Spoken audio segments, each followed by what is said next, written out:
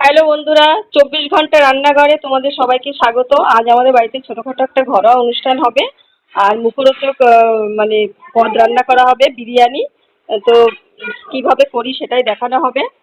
তো প্রথমে জলে একটু লবণ হলুদ দিয়ে নিয়েছি, জলটা ফুটে উঠেছে। এবার কিন্তু আলুগুলো দিয়ে দিচ্ছি। আলুগুলোকে প্রথমে সেদ্ধ করে নেব। আলুটা সেদ্ধ হয়ে গেছে, আলুটা জল ঝরিয়ে তুলে নিতে হবে। মাংসটাকে কিন্তু ভালো করে ধুয়ে জল একেবারে চিপে নেওয়া হয়েছে। এবার লবণ মাখিয়ে নেওয়া হবে, ভালো করে লবণ মাখিয়ে নিতে হবে। মাংসগুলোকে এবার ভেজে নিতে হবে ভালো করে। মাংসগুলো এখন ভেজে নিতে হবে, একটু ধরে বলো। চিকেনগুলোকে এখন ভেজে নিচ্ছে। এখানে 4.5 কেজি চিকেন আছে। চিকেনটাকে কিন্তু আমি ফ্রাই করে তুলে নিয়েছি। এর জন্য কিন্তু এখানে 5 কেজি বাসমতি চাল নিয়েছি। চালটাকে ভালো করে ধুয়ে নিয়েছি। এখন 30 থেকে 40 মিনিট আমি ভিজিয়ে রেখে দেবো। বন্ধুরা, বিরিয়ানির উপর পেঁয়াজ ফ্রেস্তা দেওয়ার জন্য আমি কুচনো পেঁয়াজগুলিকে কিন্তু বাদামি করে ফ্রাই করে নেব। পেঁয়াজ ফ্রেস্তাকে আমি বাদামি করে ফ্রাই করে নিয়েছি। তো গ্রেভির জন্য আমি এখানে নিয়েছি লঙ্কার গুঁড়ো, লবণ, হলুদ গুঁড়ো, জিরের গুঁড়ো, ধনের গুঁড়ো, গরম মশলা, টক দই ফেটানো, আদা রসুনের পেস্ট, পেঁয়াজের রস, চিনি, 3টে বড় এলাচ বাটা। তো বন্ধুরা, এই মাংস ভাজা তেলের মধ্যে আমি আর একটু তেল দিয়ে নেব। আর এই তেলের মধ্যে কিন্তু আমি একে একে সব মশলা দিয়ে দেব। প্রথমেই কিন্তু আমি দিয়ে দেব আদা রসুনের পেস্ট, পেঁয়াজের রস, লঙ্কার গুঁড়ো, জিরের গুঁড়ো, ধনের গুঁড়ো, হলুদ গুঁড়ো, পরিমাণ মতো লবণ, 3টে বড় এলাচ বেটে রেখেছিলাম সেটাও কিন্তু দিয়ে দিয়েছি। আর দিয়ে দেবো চিনি। কিন্তু সমস্ত মশলা এবং পেস্টগুলোকে আমি ভালো করে কষিয়ে নেব। টক দইটাকে ফাটিয়ে রেখেছিলাম সেটাকে দিয়ে দেবো। বড় ভালো করে মশলাগুলোকে মিশিয়ে নেব। বিরিয়ানির উপর আমি যে ফ্লেভারটা দেবো সে ফ্লেভারটা আমি কিভাবে তৈরি করব সেটাই আমি দেখাই। ফ্লেভারটা তৈরি করার জন্য আমি নিয়েছি এখানে হাফ গ্লাস মতো উষ্ণ গরম দুধ।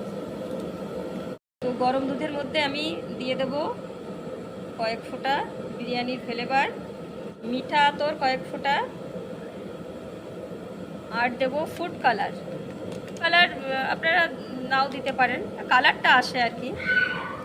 কালারটা খুব সুন্দর এসছে, একটু নেড়ে চেড়ে নিতে হবে। আমার তৈরি হয়ে গেছে। আর ফ্লেভারটাকে আমি ঢেকে রাখবো যাতে সেন্টটা বেরিয়ে না যায়। বন্ধুরা, 5 কেজি বিরিয়ানি চালের জন্য আমি অনেকটা জল নিয়েছি হাঁড়িতে। আর জলটা গরমও হয়ে গেছে। এই গরম জলের মধ্যে আমি গোটা মশলাগুলো একে একে দিয়ে দেব।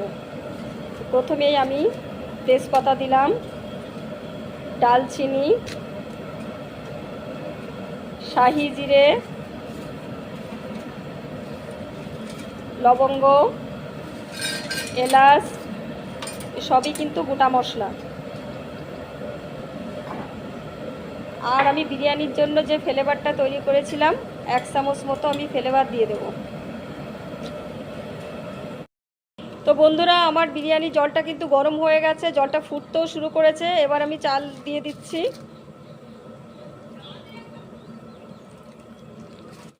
বন্ধুরা দেখুন, রাইসটা কিন্তু কত মানে লম্বা হয়েছে আর হয়েও গেছে। একটু পরেই কিন্তু নামিয়ে দেব।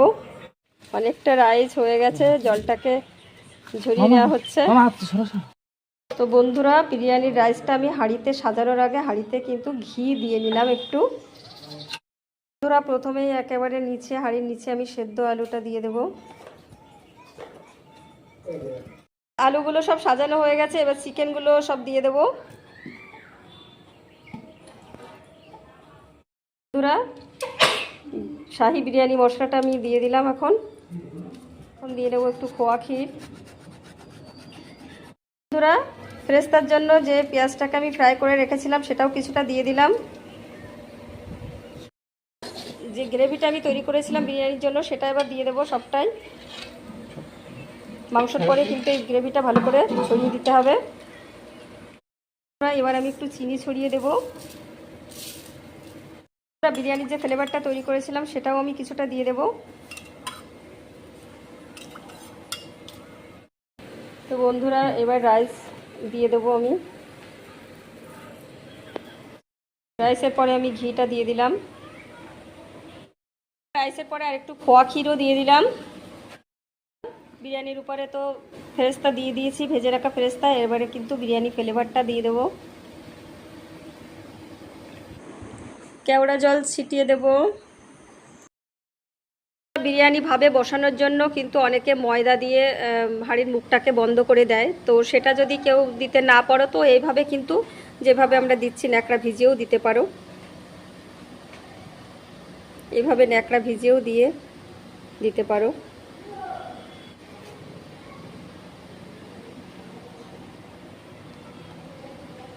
তো বন্ধুরা, এবারে ঢাকনাটা দিয়ে কিন্তু ঢাকনা দিয়ে মুখ বন্ধ করে দিয়েছি। এবার ভাবে বসিয়ে দেবো।